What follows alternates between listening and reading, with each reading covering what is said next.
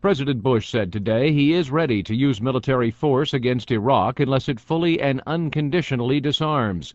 Mr. Bush's comments came as Iraq said it has resumed destruction of banned missiles, and President Saddam Hussein called for an end to UN sanctions imposed after the 1991 Persian Gulf War. In his weekly radio address, President Bush said people across the world are praying for peace.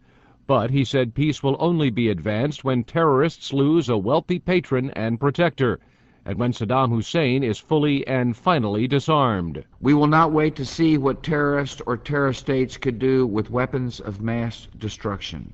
We are determined to confront threats wherever they arise.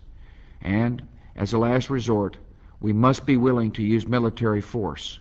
We are doing everything we can to avoid war in Iraq, but if Saddam Hussein does not disarm peacefully, he will be disarmed by force. Mr. Bush spoke a day after the chief UN weapons inspectors for Iraq reported that Iraq has taken significant steps toward disarmament, but said they could not testify that Iraq was fully complying with UN demands that it disarm.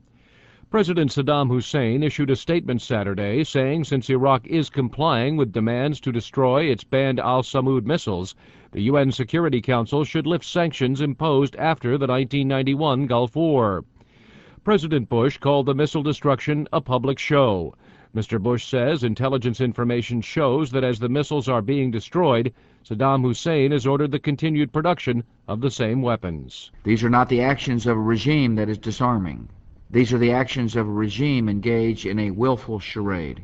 If the Iraqi regime were disarming, we would know it, because we would see it.